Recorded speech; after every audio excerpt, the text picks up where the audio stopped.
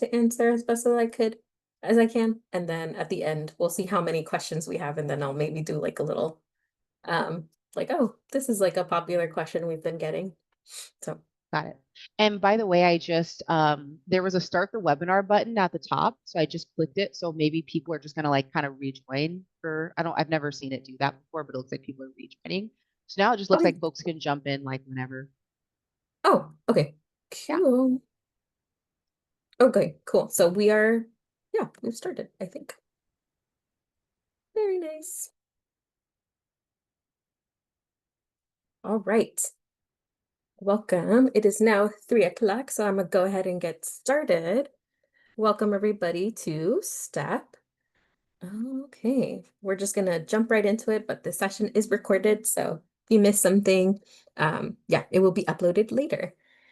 Um, Welcome everybody to STEP. If this is your first time, welcome. And if you've been here for a couple of sessions already, welcome back. If you're not registered for STEP, please, please do so. Um, we have our STEP registration QR code here. Let us know if you're joining for some of our other events, so that we can account for meals and stuff like that.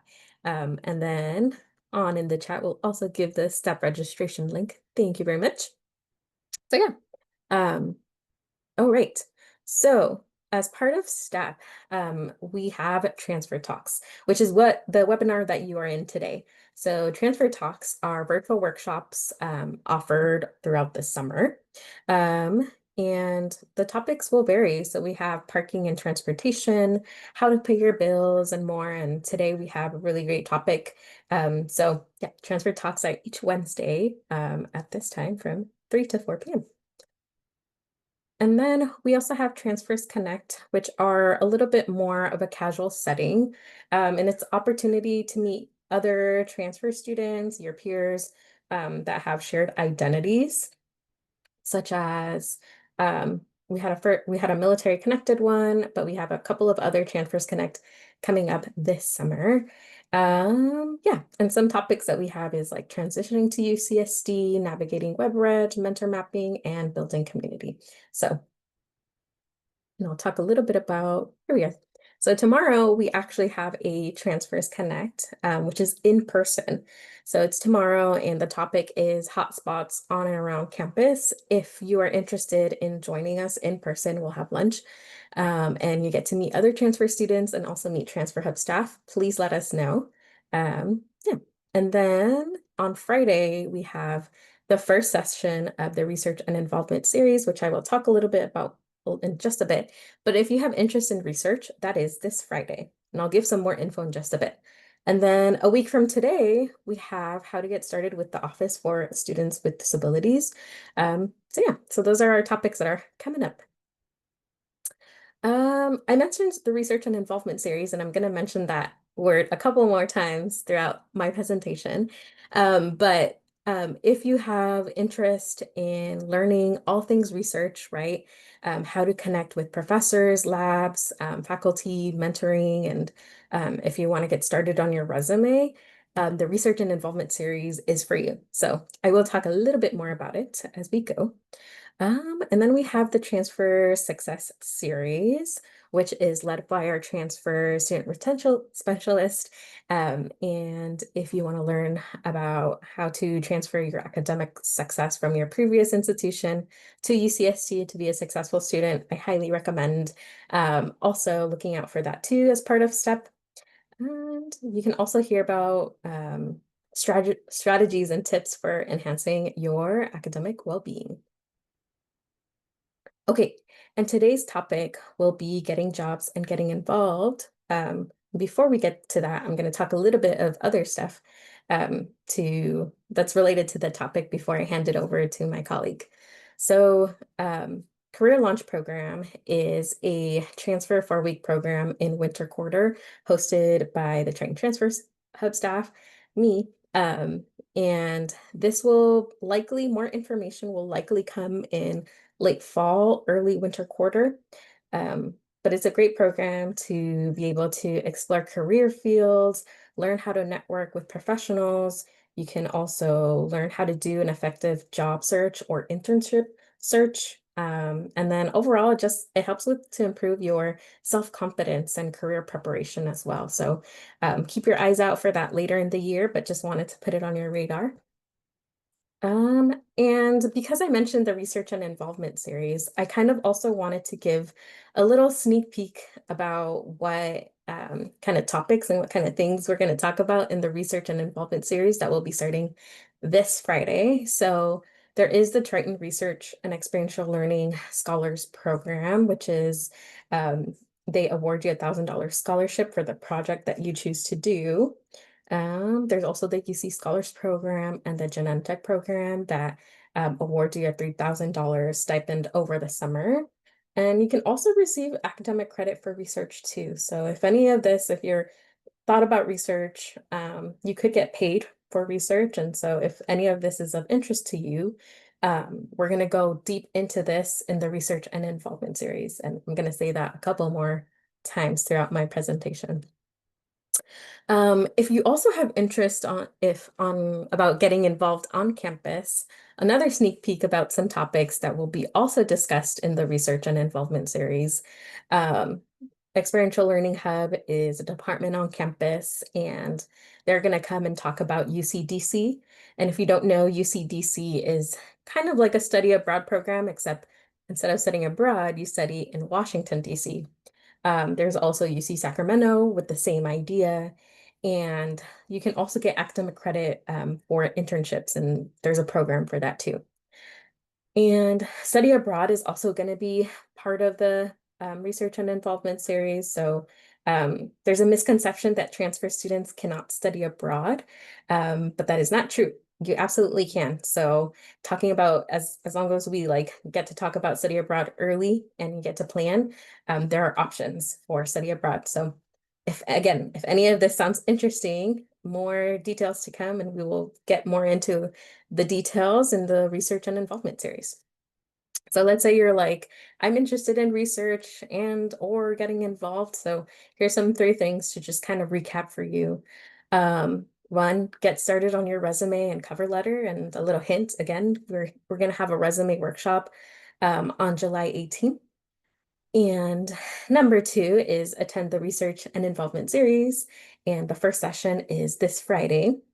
And then check with me, the research and involvement coordinator in fall quarter at the Triton Transfer Hub or virtually. So starting fall quarter, I meet with students, whether one-on-one or group appointment, starting in fall quarter for new incoming transfer students like you. That's when you can start to book appointments with me. Again, virtually or in person at the Triton Transfer Hub. And we can talk about, how to get into research. And let's say you went to a presentation about how to reach out to professors, we can, kind of talk more about that in depth or do a little check-in or something. So yeah, and another hint, follow our Instagram, Triton Transfers, and visit our website at tritontransfers.ucsc.edu for updates on that. And yes, once again, research and involvement series, it starts this Friday and it'll be every Friday until August 8th from 12 to 1 p.m. We're going to use the same Zoom ID. And then this Friday, we're going to kick it off with research opportunities at UCSD. So again, and then that's our full lineup for the research and involvement series. So if any of this is interesting to you, or you're like curious or whatever it may be, yeah, I highly recommend joining. All right, so that is a little bit my portion for now. And I will hand it over to my colleague Jade in just a bit. We'll be presenting. We do have a Q&A feature. Feel free to ask questions, but we have allotted 15 minutes at the end to answer any questions. So Jade, I will hand it over to you. Awesome. Thanks, Liz. So, hi everyone. My name is Jade Frame. I will go ahead and share my screen. Just give me 1 second. Awesome. Can you see the presentation? Liz? Perfect. Okay. Cool. So today we're going to be talking about getting jobs and getting involved. So this is a really important part of your time here at UCSD. We're going to be focusing on job searches, professionalism, and networking. So just a quick intro. My name is Jade Frame. I am one of the associate directors here at the Career Center for Career Development and Industry Engagement. I actually have a focus on pre-health, pre-med. So on campus, there are actually about 10,000 pre-health, pre-med students, self-declared. And so that's about a fourth of the student population. And so, yeah, we work with a lot of students here at the Career Center. But we're going to go over, there's different areas because obviously not everyone here is pre-health, pre-med, and we're going to also be covering general information that applies to everyone. So we're going to cover the Career Center just to give you an overview. We're going to then be talking about planning for opportunities, discovering opportunities, networking. We'll have a little bit of time for Q&A, as Liz said, and covering some resources, mostly throughout the presentation. Feel free to use a Q&A feature, as Liz has said. We'll try and answer them as efficiently as possible. If not, we might parking lot them till the end of the presentation if we need to. So with that said, the Career Center, we have 3 sub-teams here. There's Arts and Humanities, STEM, and pre-grad, grad. As you can see, there's a lot of different folks.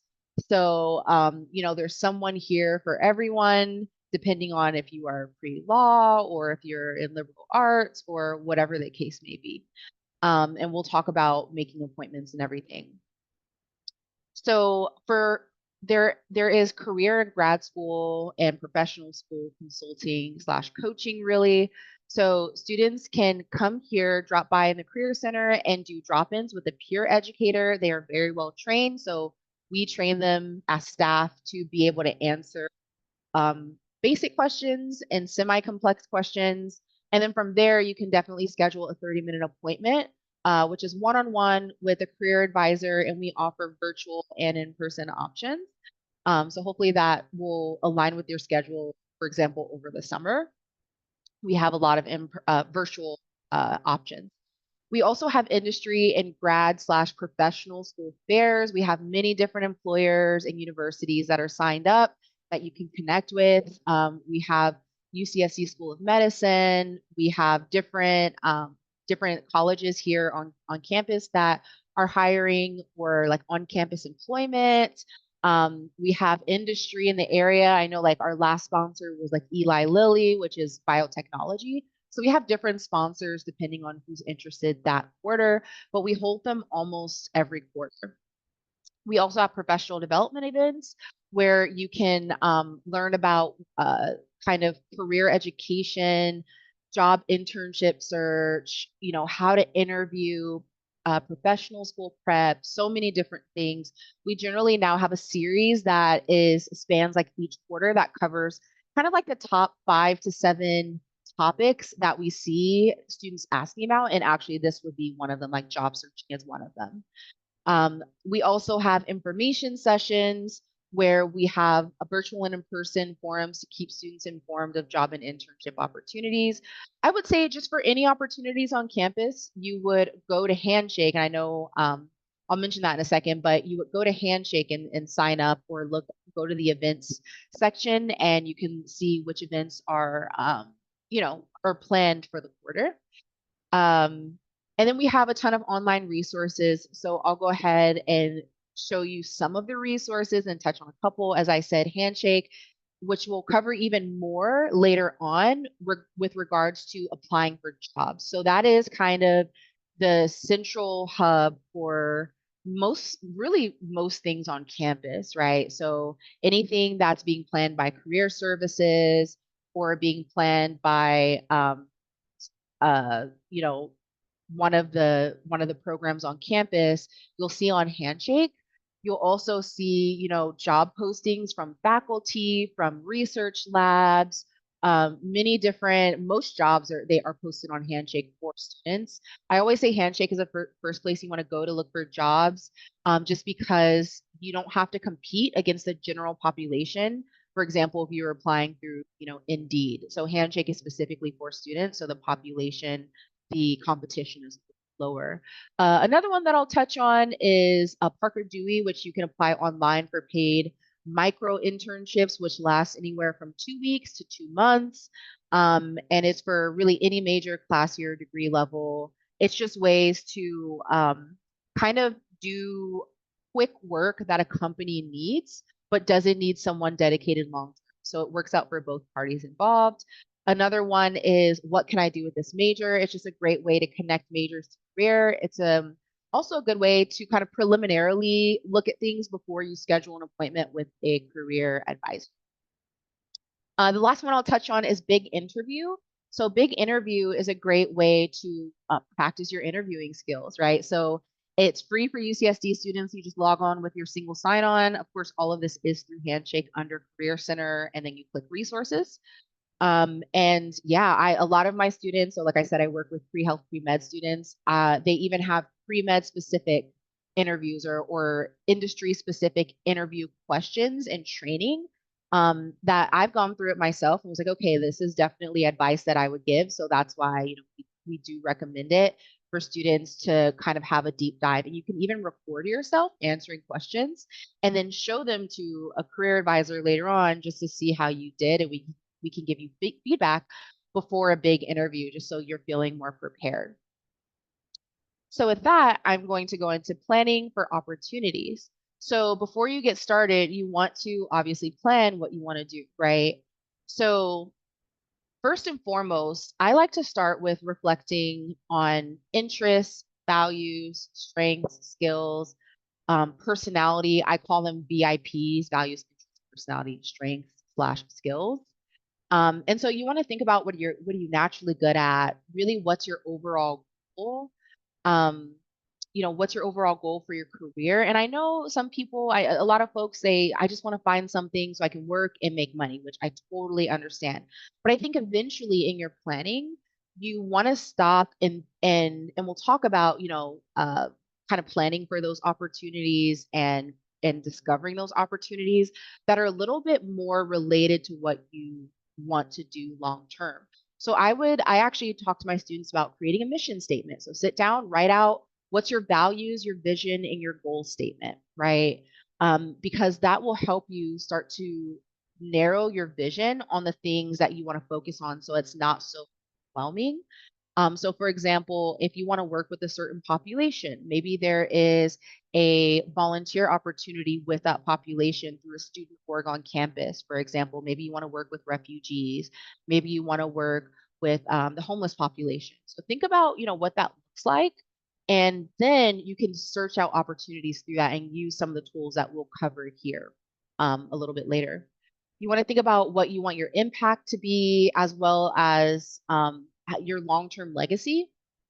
And then last but not least is you can definitely look at online assessments. I know a lot of my students have done 16 personalities, which is kind of like a makeshift free version of the Myers-Briggs type indicator, which actually is one of my favorite assessments. We here at the Career Center can talk to you guys about that. And we don't have the paid assessments, but we do have free versions that students can take just to kind of learn more about their VIPs. Another one is ONET, which is specific for interest. Career One Stop is specific for values and interests. So, yeah, those are just different examples. There's so many examples, and again, we can cover that with you if you drop in or schedule an appointment. Next, you want to identify your market. You can definitely visit us, like I said, and just get some general tips like, oh, I get students, I just don't know where to start. And I'll ask them, okay, what have you done? What are you missing? And we'll generally look at, like I said, for me, I work with pre-health, pre-med students, but it's similar for other industries, right? What are the competencies for in this case, medical students, right? So there's things like growth mindset or commitment to learning, or empathy is a big one. Communication is a big one. Time management. There's so many different competencies. And so we'll talk about, what are the overall I guess skills, competencies you need for kind of the overarching field, kind of the vision that you see for yourself long term.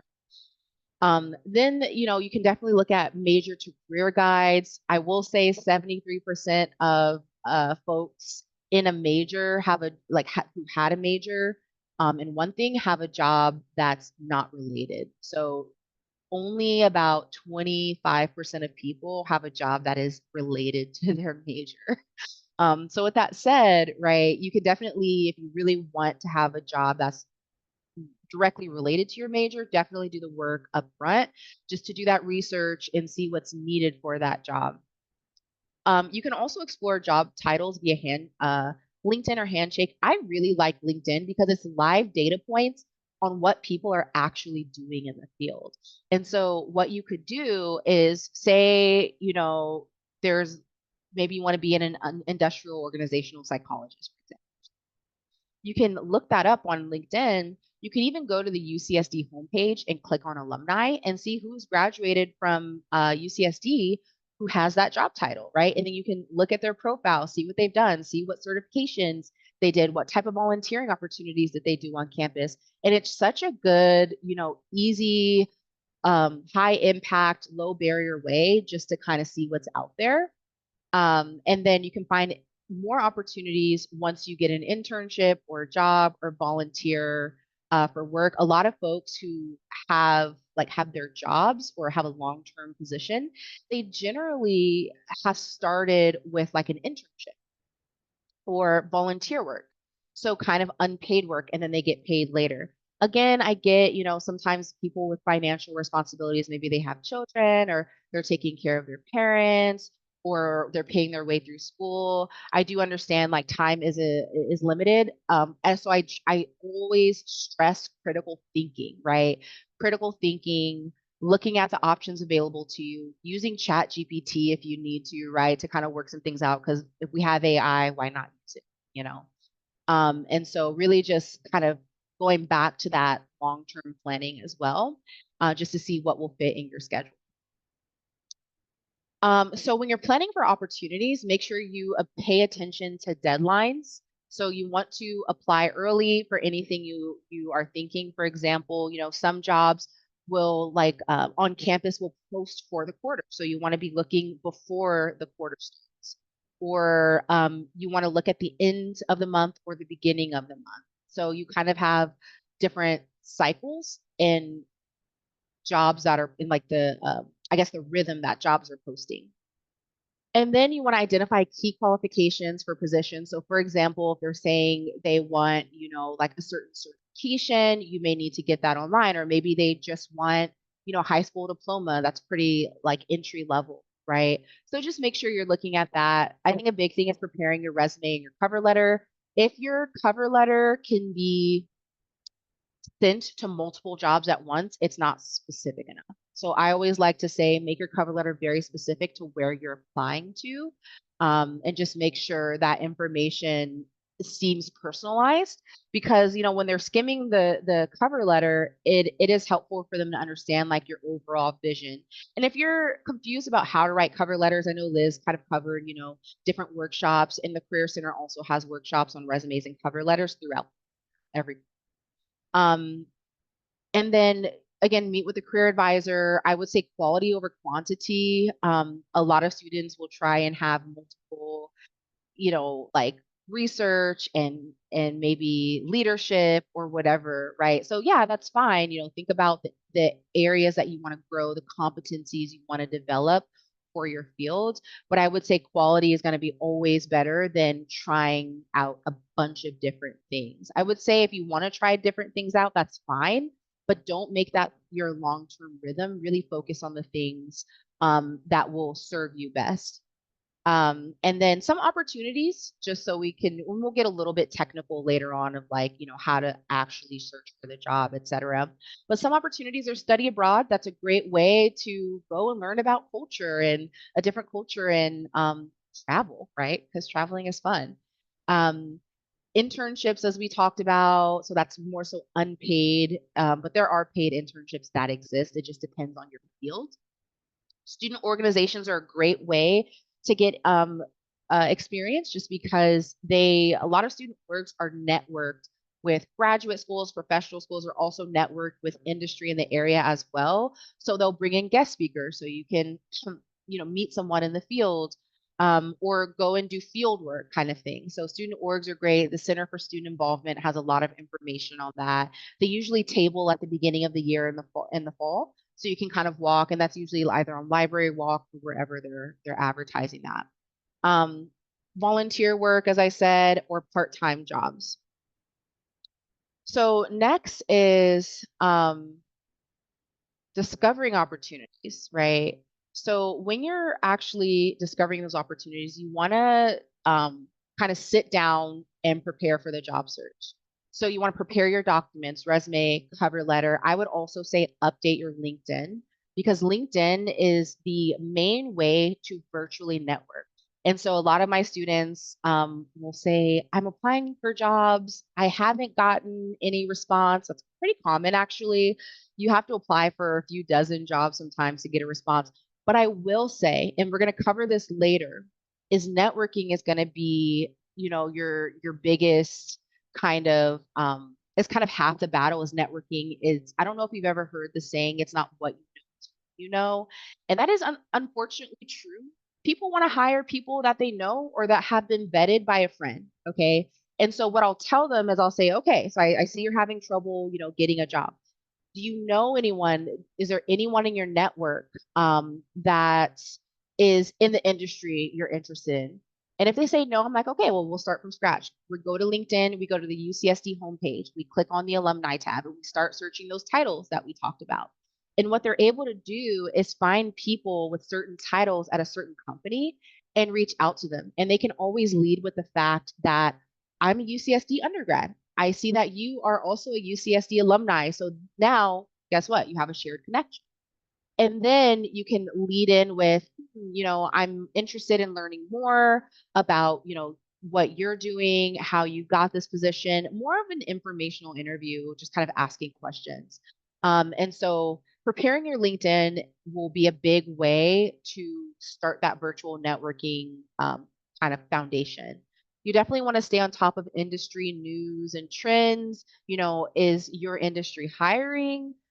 Is your industry changing? Transforming, whatever the case is, you just want to stay on top of that so you sound knowledgeable when you're going in for an interview. I always say ask for advice, mentors, um, maybe your department faculty in your department, in the department you're under, maybe obviously the career center, etc. Just because, with many advisors comes much wisdom, in my opinion. So definitely just reach out. Like I said, use platforms. You can use multiple platforms, including Handshake, including Facebook groups, whatever works. Reddit.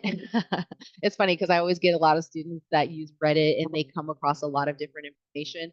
I'm like, okay, that's fine. Just make sure you're using discernment when you're looking at that information. I would say think about also how you want to present yourself and your story before you start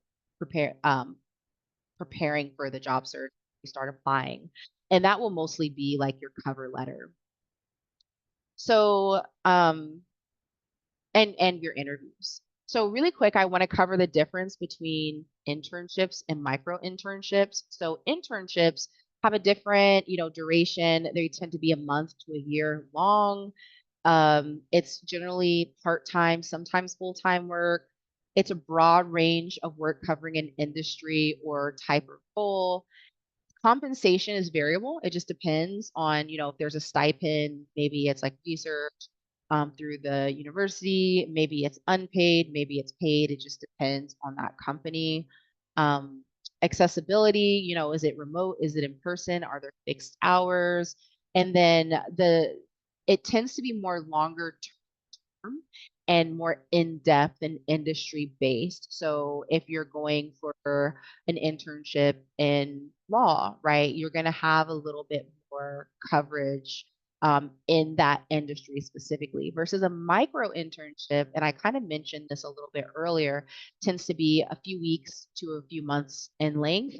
They are project based timelines. So they'll give you a project, maybe it's a presentation, maybe it's data analysis, right? And you have a timeline, and it's a short timeline. It's, like I said, task based work. It's typically paid kind of like consultant work. You're not technically an employee. You are like a consultant in a way. And then it's typically remote and flexible, which a lot of students do like the micro internships for that reason. And so this, I mentioned Parker Dewey, and we'll send out this presentation But Parker Dewey, on your handshake, there's a link there and you can go there and look at micro internships. And then there's kind of, it's like a short trial slash prototyping opportunity. So we talked about, okay, there's a lot of different things I'm interested in, I want to try. So I would say micro internships are the way to go before you go like in depth in something if you want to start there. So I also want to mention some of the other sites that students use to find a job or internship. We talked about Handshake, we talked about LinkedIn. I would say Indeed, a lot of my students are using Indeed as well. San Diego County, UCSD TritonsConnect.com, which is also a networking platform I'll cover a little bit later. Google, ZipRecruiter, etc. I actually like Google Jobs if you're just looking for one type of job specifically because it pulls that title from many different websites, including Monster, Indeed, ZipRecruiter, etc. So it just gives you a little bit more to work with. But Indeed has certain setups where you can filter things out a little bit more and make it more personalized, for example. We'll cover for our purposes Handshake today, just because it's for students. And so, it's your best way to get access to jobs as a student. As I said, you log in directly or access through the Career Center. So I would say you just go to the Handshake app, you click on jobs, and this is kind of what it looks like on your laptop, on your phone. It looks pretty similar. And you can log in with your single sign-on, click on jobs, and then you'll notice that there's different job postings on there. And so you can filter out by title, you can filter out by location. Most of them are on campus. Some of them are off-campus opportunities. But I would say it's a great place to start. So just make sure you upload what they need. A lot of them ask for resume and cover letter, obviously. Some just ask for a resume, and that's fine.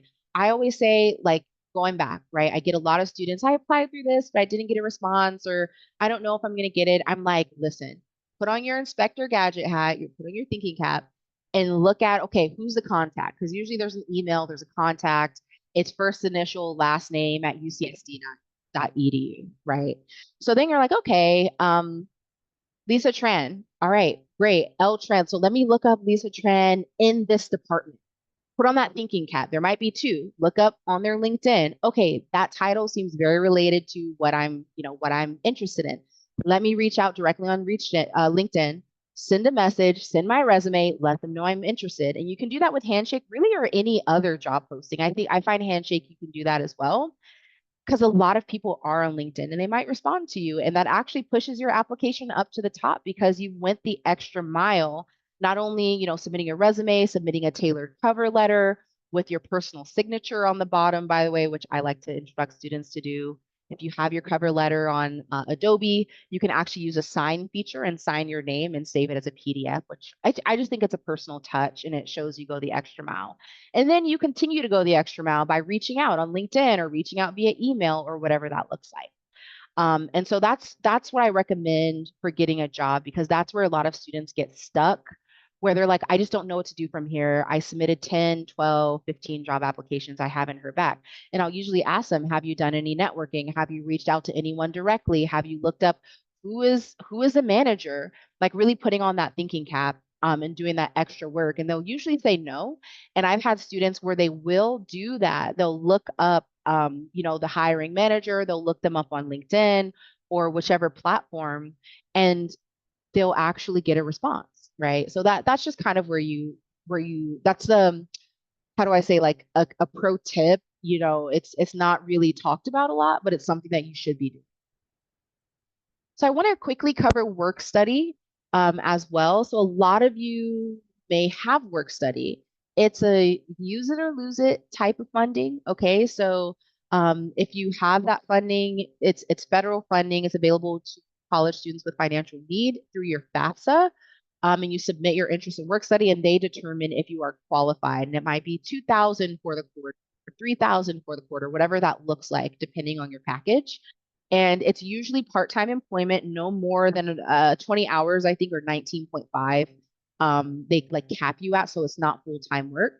And what you do is you just apply on campus once you have work study, and you can also select off-campus positions, And then usually they'll indicate if they accept work study.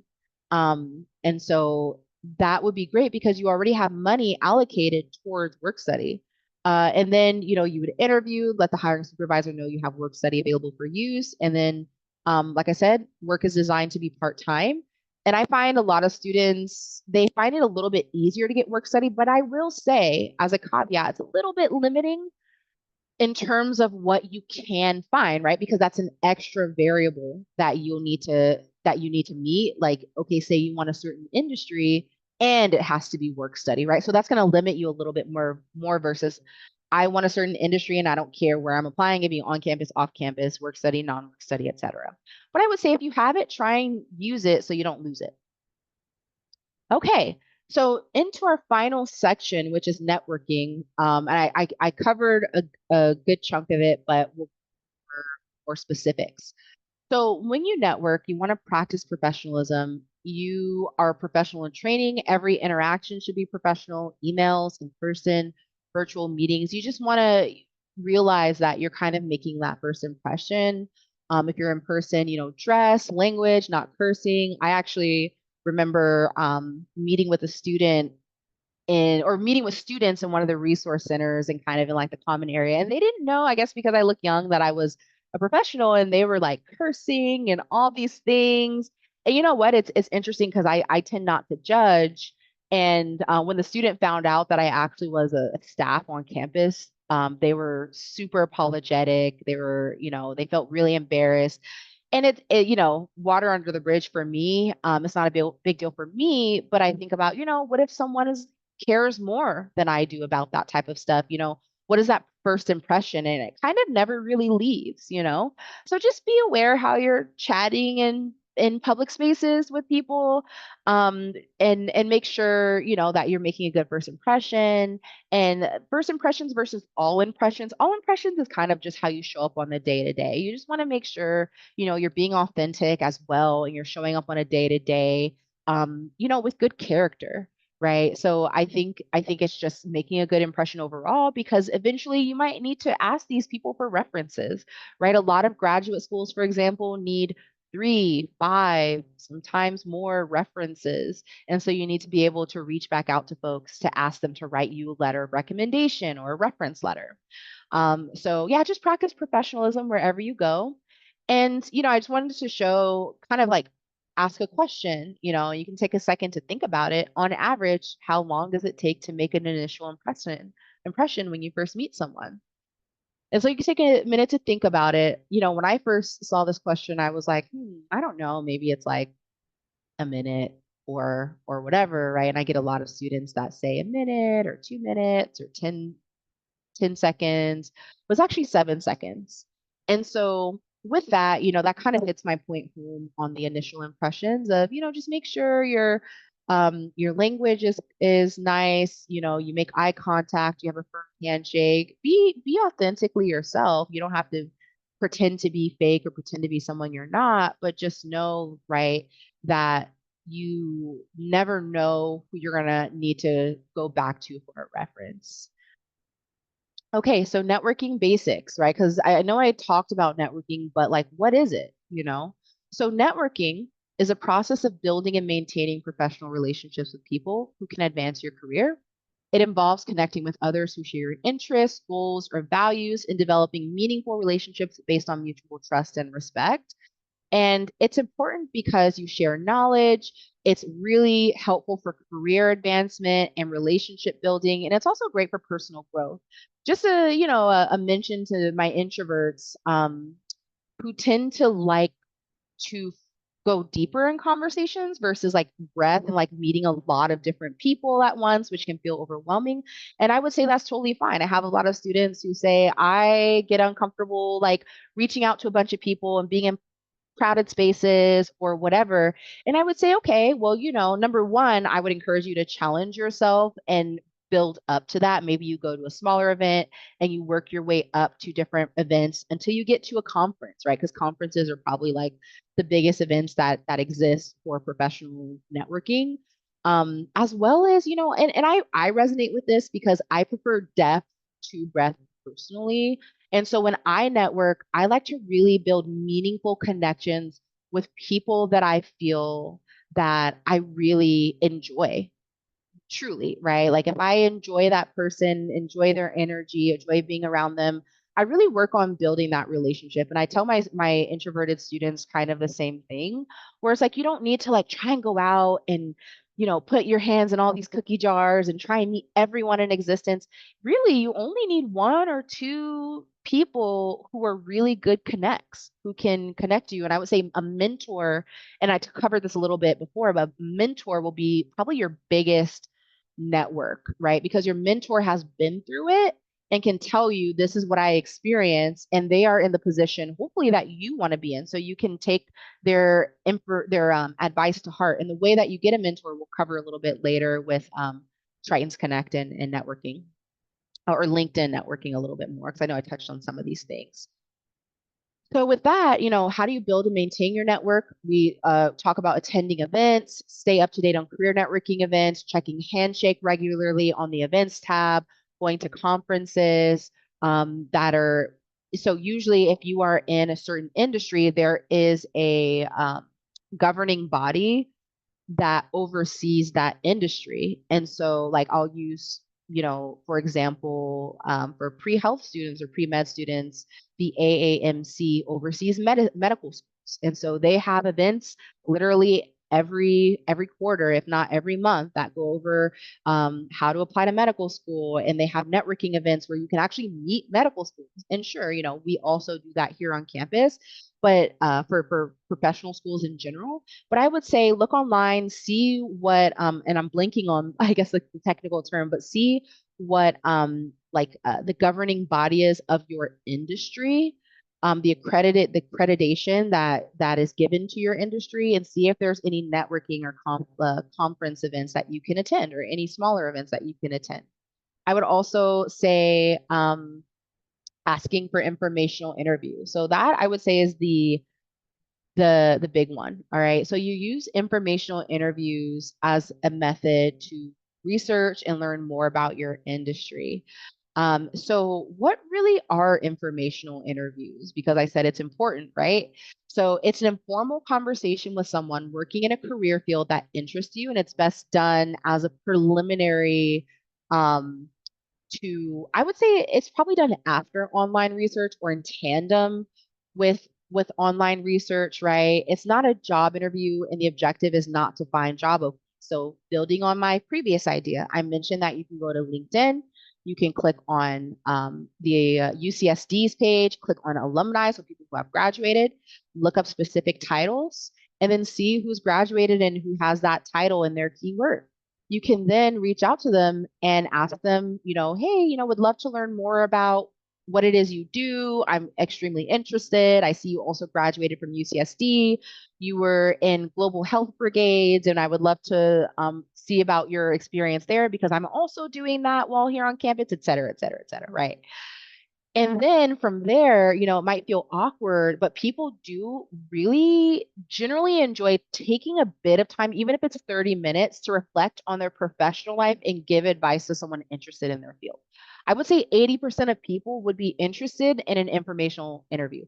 But if you say, can I shadow you? Can you connect me with a job? And they don't you, I would say 80% of people might not respond, right? So you get your foot in the door by asking, hey, would love to learn more about your role and what you've done and kind of what you've learned. And they might be like, you know what, actually, yeah, I'm down to help someone. Like if someone asks me to learn, like I really want to go in your industry and I want to know more.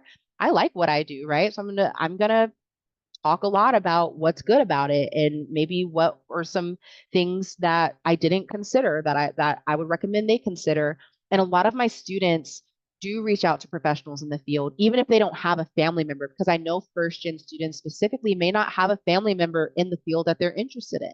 And so that's why, you want to do informational interviews to open those doors to the new opportunities, and really get advice and wisdom from someone in the field that you're interested in.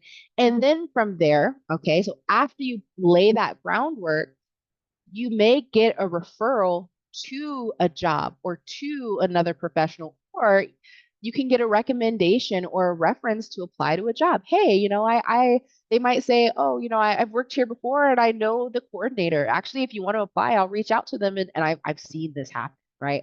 I'll reach out to them and let them know, I met with you and you seem really responsible and that, you're interested in this.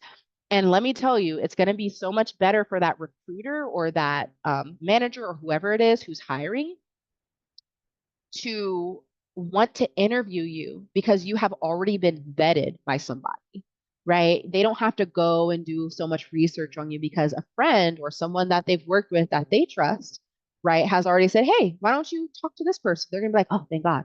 Like, I don't have to go through the hundreds of resumes on Indeed, right? You're going to jump to the top of that resume list. Okay. So I would say when you introduce yourself either in person at a networking event or even online, right, you can introduce yourself, share your background, state your purpose or why you want them to listen, provide your relevant skills, let them know how they can help you, and remember to thank them and that it only takes 7 seconds to form a first impression. And so I did have a script here. Let me see if I still have that. I probably have it a little bit later, maybe kind of what that looks like when you actually do reach out. But this is kind of a template, right? So introducing yourself and sharing, who you are, your background, skills, and state your purpose. Um, and then from there, we talked about networking and where you can go. Here's a more comprehensive list. Professors and TAs is a really great way to start because you have to take classes while you're here, right? So think about that faculty that you may want to go to office hours, maybe take multiple classes with, where you can get to know them a little bit more. There are a career coach, I think faculty like kind of career coaches. I think that exists. I heard about that actually the other day, and I didn't know that exists, but apparently it exists on campus that there are faculty who are career coaches as well. It just depends on which industry. Peers, RAs, club leaders is a great way to network. Affinity groups, meaning any club or org or group that aligns with a salient identity or an identity that you near and dear. So whether that's your ethnicity, whether that's your faith, whether that's a value system, right? That's would be an affinity. Join a group that matches that. Alumni, like I said, friends, family, the list goes on and on and on, right? Conferences. So we talked a little bit about LinkedIn, which is a great way to build valuable relationships with alumni. This is what I was talking about here. If you go to UCSD's homepage in the search bar, click on whatever pops up, where UCSD pops up, click on that, and then it'll take you here. You click on alumni, and then from there you can search different titles of folks who have graduated from UCSD, maybe certain majors that you're interested in. Another one is called tritonsconnect.com. And so if you look here, it's basically you can find a mentor under there. And there's a lot of folks that will say, you just go to your find a mentor by job function, and you'll see a list of people and it'll say, I'm willing to help. So a lot of people are willing to help and give advice on there. So those are two networking platforms. Again, I hear a lot of students say, I just don't know where to start. I don't know anyone in my family or in my friends group that is going where I want to go. I'm like, okay, but guess what? There are people out there that are probably in your industry and are probably willing to help. It's about just finding the right tools to reach out to them. And so I've given you quite a few tools so far today. So here's a script that I was talking about. So for example, you reach out, hi, King Triton, my name is blank and I'm a bio student at UCSD. I noticed we have a mutual connection, or I noticed you're a fellow alum, or I noticed you're a recruiter for fill in the blank. I was wondering if you'd be open to a quick chat about how you got your position, any advice you have for a new graduate. Let me know. You can contact me here or via email. Thank you. This is just a sample script. If you want something different, you can make it up, on your own. Use ChatGPT to help you, because I will say, if you connect on LinkedIn specifically, if you don't have the paid account, okay, so not the non-premium account, you only have about 200 characters, which is like one long sentence. to reach out to someone initially. And once they accept your friend request, then you can send a much longer message to them. So feel free to use ChatGPT to tailor your main points to 200 characters. Okay. So we're coming towards an end, and then I'll get to the Q&A. Um, just know that career planning is a process. There's self-exploration, as we talked about, kind of going over everything. So your VIPs, you want to do research on job titles, market and industry trends. Look up employers. Think about work environments too. Do you want to be outside? Do you want to be sitting down? Do you want to be in a lot of meetings? Do you want to be working alone, like in data analysis, or do you want to be more in like event planning? Think about all that. Do some job shadowing, do some informational interviews, and then from there, hopefully you get referrals, right? You can get an internship, volunteering, part-time job, service learning, etc. A co-op is kind of just like a third party that is paired with a industry or with a school or maybe a department on campus. So, for example, like the School of Biological Sciences, for example, has some co-ops where they are kind of working with industry so you can get part-time jobs. Or I'm sure there's other schools here on campus, right, that have different co-ops. So you would just go through like your advisor and see, what's available for you. And I would say probably your college and major advisor is a good place to start for that. And then you want to prioritize, okay, from here, where do I want to grow? What are some objectives? What are some different ways that I want to grow and learn some competencies in the field? You then look for the job, doing the networking, resume, cover letters, all the things. Again, networking is 50% of applying for a job. Okay. It's not just submitting a resume and cover letter. If you really want to be successful, half of it is networking. And last but not least is just kind of building relationships and continuing to grow in your industry. So with that said, I'm going to go to the Q&A, and it looks like Liz has actually answered a good amount of them. So thank you. Yeah, Liz, is there anything that you wanted me to follow up on? Yeah. Yeah, I feel like we don't have any current questions, but I'm wondering if I can ask two questions to you for like the whole Yeah. group. Mhm. Um, can new transfers start applying to jobs like on Handshake this summer? Yeah, absolutely. So as soon as you get your handshake information, which is a part of your orientation, so you do have to like kind of go through like the online orientation through advising, and then you receive a handshake link to sign up. You receive your single sign-on. So once you have all of that, you can log into Handshake with your single sign-on. So that's more so towards I believe towards the end of summer, so like in August. So if you can't log in right now in July, just give it another month or so. And I know for my planners, we're like, I want to go on there right now and see what's available. I'm so sorry, but you may have to wait a few more weeks before you. Yeah, that's a good one. And then I had a second question. Can new transfer students meet with someone from the Career Center this summer? Yeah, absolutely. So our main ways that we're meeting with folks are we are doing one-on-one appointments. So what you can do is go to Handshake once you have it, right? So you log in, you click on Career Center, and then click on appointments, and then you just select what you need help with, and then whoever is available, you'll see their name and you'll see the times that they're available, and we can meet with you one-on-one for 30 minutes or so and kind of just chat with you. Nice. Okay, we do have a question, and maybe Yeah. this might be a Career Center question. Will Yeah. there be a workshop on how to Oh, yes. navigate through Handshake? Yeah, actually. So we do, it's funny because they made up cute little punny names like Slay Your Career for like winter. So like Slay. And then it was something like Pumpkin Spice Up Your Career or something for the fall. So I didn't make that up, someone else, so I'm not going to take credit for that. But with that said, we do something every quarter, and it's called our career workshop series.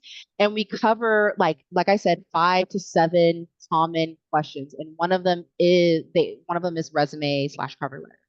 Another one is networking. Another one is Handshake. How do you use Handshake? We'll have a whole presentation on that. And so the way that you find those again, so you go to Handshake, you click on events, and then you'll notice that you'll see different events there and you can kind of look up career workshop.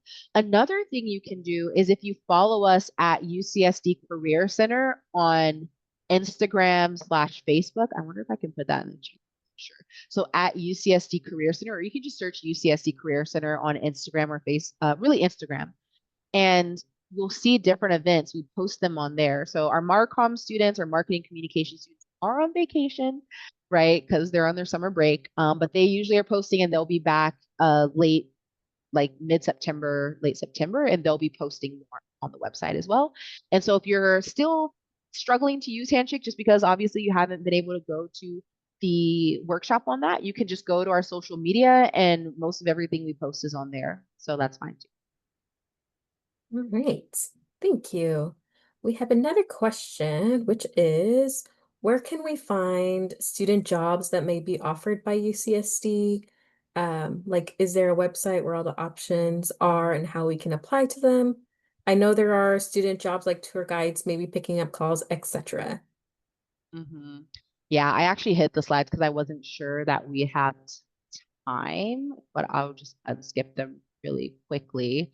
So just to kind of answer that question, let me just make sure I have the question up too. Um, I lost my Q&A. There you are. Okay, so yeah, so the website is going to be Handshake. That's going to be the first place to start, like I said. And there are student jobs like tour guides and things like that. So what you do, and like I said, I skipped this, but you go to Handshake. So I showed you this, and you click on jobs. And then what you can do is you can, filter out location, part-time. Usually if you're looking for something on campus, like a tour guide, it would be on campus. And then you can add any other keywords that you want and like tour guide, things like tour guides or like call center or IT is a big one too, or parking services. Most of that will be on Handshake, and you can just go on there and apply. And so this is kind of what a posting looks like, right? They'll tell you the title of what that looks like. They'll give you a deadline and the estimated salaries. I would say pay attention to the posted date. Try and just kind of check Handshake periodically and make sure that you're applying closer to the posting date. It'll tell you the location and basically everything. And so I would say it is way better and tailored for students because they really try and give you that information. Like you will be working 10 hours a week, Monday through Friday, right? They'll tell you what an ideal candidate looks like. So you're able to kind of hopefully be a good fit for that job while you're taking time. Hopefully that helps. Yeah. Okay, and then there's one question that I can answer probably live, which is Yeah. and then if you have any insight, please, um, Mhm. other than knowing people, networking, attending events, how can a research applicant that has no research experience stand out from their resume? I think from experience of working with students, um, like your resume and cover letter and cold emailing professors, and within that cold email mentioning like, oh, like, like I saw your lab website and I saw that you do, like child development research, and I'm really interested because I would like to continue, like get a PhD in this, or I would like to be a professor of psychology or whatever it may be. So I would say like be familiar with the type of like research that you like research lab that you are kind of looking into. And then also another like plug for the research and involvement series. We'll also go more into that those Yeah. details as well. I think that was a great way to answer that question. And I would also say, transferable skills. And that's we do talk about that in resume workshops. I'm sure Liz, you might talk about that too, like listing skills that you learned in one area that might transfer to another area, such as communication or time management or critical thinking or whatever. So I do work with a lot of freshmen or first year transfer students who may not have a ton of experience on their resume and they're feeling a little bit discouraged about that. But remember, that's where you kind of lean into the strategies of having maybe core competencies on your resume, where at the top you have specific skills that you feel transfer over to that industry, for example. But yeah, usually if you don't have any experience, you're going to have to rely more heavily on going to workshops, on going to the undergraduate research hub who wants to place students in research because they need students in research, right? So I would say, yeah, it's just kind of about seeking out those opportunities. And I think, did you answer the other question, Liz, from Jamie? Mm, Do let's some see. of the Oh, on-campus okay. jobs? Require any in a certain major or any student can apply.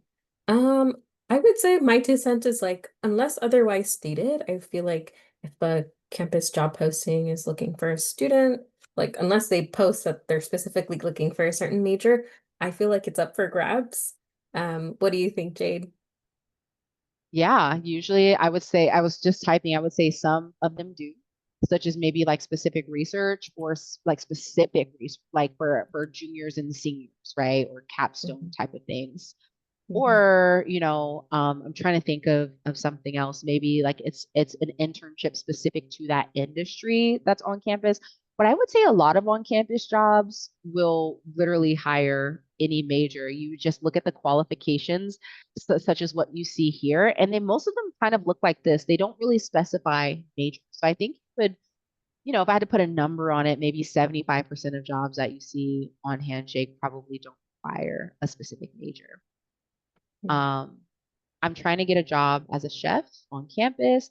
Would that be on Handshake as well? Usually, yes. Or you can check the restaurant website. I would check both and see, if they're their hiring information. You can always go to their website, and then I would find the contact email. Okay, find the contact of the person that's hiring if there is a contact.